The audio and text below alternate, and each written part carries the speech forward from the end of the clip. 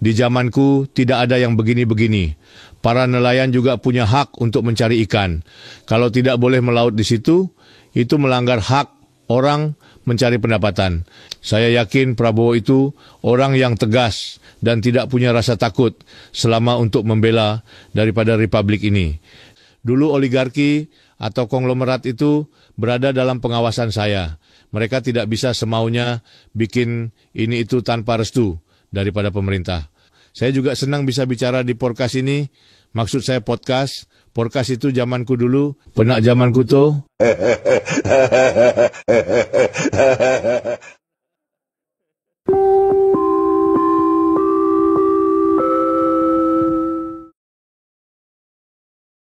Pemirsa, selamat berjumpa kembali di acara Temu Wicara bersama saya Purwantini.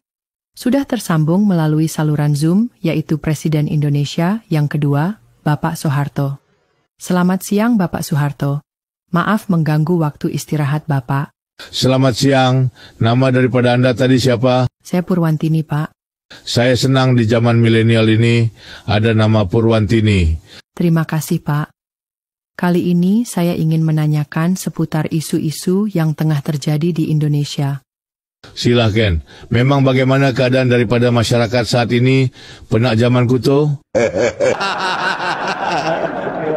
Karena Bapak sebagai guru bangsa, saya ingin menanyakan pendapat Bapak tentang peristiwa yang viral belakangan ini. Peristiwa viral, kalau di zamanku yang saya programkan adalah spiral sebagai salah satu bagian daripada program keluarga berencana atau KB. Oh iya, apa KB 2 anak cukup masih dijalankan oleh pemerintah sekarang? Itulah Pak. Sekarang bukan 2 anak cukup, tapi pegawai negeri di satu kota ada yang dibolehkan untuk punya istri lebih dari 1 atau 2. Wah, itu tidak bagus. Saya sendiri saja dulu sangat setia kepada Ibu Tin. Pegawai negeri jangan poligami lah. Tidak bagus itu. Nanti kalau kekurangan daripada uang untuk istri muda, ujung-ujungnya korupsi. 1 istri sudah cukup. Jangan poligami. Begitu ya Pak. Oke, sekarang saya mau menanyakan pendapat Bapak tentang pagar laut yang baru viral. Bagaimana menurut Bapak? Saya sempat mengikuti beritanya di medsos, dan ini memang masalah yang sebenarnya serius. Karena apa? Karena ini menyangkut kedaulatan bangsa kita dan merugikan masyarakat.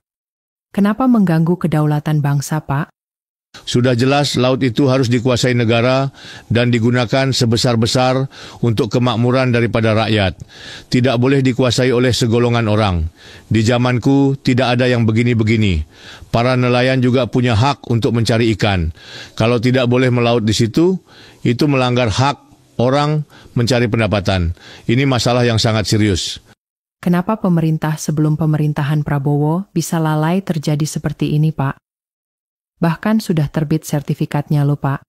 Wah, itu harus ditanyakan kepada yang bersangkutan. Karena kalau sampai keluar izin, apalagi HGB dan SHM itu melibatkan aparatur negara. Dan untuk menindak ini sangat mudah. Diusut saja dari kepala desa, ke kecamatan, sampai provinsi, dan sampai ke pejabat yang menerbitkan surat itu. Mudah kok. Untuk masalah yang sangat gamblang, tidak mungkin pemerintah waktu itu lalai. Selidiki saja biar kedapatan ada terlibat atau tidak. Jadi Bapak setuju bahwa Pak Prabowo harus menyelesaikan masalah ini sampai tuntas?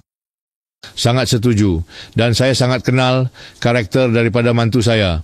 Saya yakin Prabowo itu orang yang tegas dan tidak punya rasa takut selama untuk membela daripada republik ini. Dia itu orangnya tegas, siapapun yang melecehkan republik ini akan dipukul habis oleh Prabowo. Saya sangat tahu karakter Prabowo. Maaf Pak Harto, pagar laut itu dikaitkan dengan PSN yang namanya PIK 2. Sedangkan proyek PIK kan sudah dimulai zaman Anda berkuasa? Memang zaman saya sudah ada PIK, tapi Anda boleh cari jejak digital saya tentang proyek itu. Saya pernah minta aguan, kalau bikin proyek jangan bikin gaduh. Saya juga sampaikan bahwa kalau mau bangun proyek PIK, jangan sampai bikin banjir ke wilayah masyarakat sekitarannya. Jangan sampai tol ke bandara kebanjiran. Jangan sampai merugikan nelayan. Bapak sangat memperhatikan nelayan ya? Sudah pasti, di zaman saya itu, saya bentuk daripada yang namanya kelompok pencapir. Dan saya juga sering menyelenggarakan temu wicara dengan para petani dan nelayan. Di situ saya bisa mendengar langsung apa yang dikeluhkan masyarakat. Jejak digitalnya sangat banyak. Anda dulu kalau sering nonton TVRI pasti tahu. Jadi jangan sampai proyek PIK 2 itu merugikan nelayan. Ini kan menyangkut yang kata orang adalah oligarki. Bagaimana oligarki di zaman Pak Harto? Begini, di zamanku dulu orang belum menyebut oligarki. Mungkin dulu disebut konglomerat. Tapi ya sebenarnya mungkin sama. Yang saya tegaskan bahwa dulu oligarki atau konglomerat itu berada dalam pengawasan saya. Mereka tidak bisa semaunya bikin ini itu tanpa restu daripada pemerintah. Dan wilayah konglomerat pada waktu itu hanya di bisnis saja. Mereka tidak saya izinkan untuk turut campur urusan daripada politik. Dengan begitu stabilitas nasional dapat tercapai karena untuk urusan daripada politik tidak dirusuhi.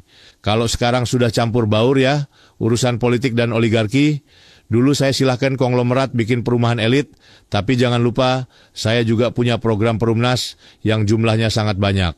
Coba kalau saudara Purwantini berkunjung ke kota-kota di Indonesia, pasti ada Perumnas di situ. Pada waktu itu, masyarakat sangat terbantu untuk dapat membeli daripada rumah melalui program KPR. Dan harganya dulu tidak semahal sekarang. Saya dengar-dengar harga rumah sekarang mahalnya minta ampun ya. Piye, penak zamanku toh? Oligarki ikut campur ke politik itu zaman Jokowi ya, Pak? Waya ndak tahu kok nanya saya, ya tanyakan saja kepada yang bersangkutan. Apa saran Bapak untuk penyelesaian pagar laut ini, Pak? Masalah pagar laut ini harus diselesaikan sampai tuntas, agar tidak menimbulkan ekses yang tidak baik bagi kedaulatan dan penegakan hukum di Republik ini.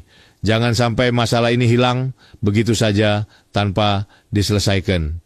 Untuk oligarki, saya berpesan, coba kalau di PIK 2, itu jangan hanya bangun rumah elit yang mahal, tapi harus ada juga rumah untuk rakyat. Perbandingannya kalau ada satu rumah elit, harus ada 2 rumah sederhana, dan 3 rumah sangat sederhana. Karena pada dasarnya negara ini harus hidup bersama dan berdampingan. Jangan eksklusif supaya kita bisa hidup rukun sesuai daripada semboyan kita Bhinneka Tunggal Ika. Baik, terima kasih Bapak. Kalau berkenan besok kita berbincang-bincang lagi membahas kejadian lain di negara ini. Karena kami butuh pemikiran Bapak sebagai guru bangsa. Sama-sama. Saya juga senang bisa bicara di podcast ini. Maksud saya podcast. Podcast itu zamanku dulu, hehehehe. Dulu orang beli podcast tapi terkontrol. Sekarang malah pada main judi online sampai ada yang bunuh diri. Negara harusnya bertindak, jangan membiarkan, apalagi untuk keuntungan berpolitik. Dulu podcast duitnya untuk sosial, bukan untuk logistik politik. Baik Bapak, lain waktu kita adakan temu wicara lagi. Terima kasih. Penak zamanku tuh.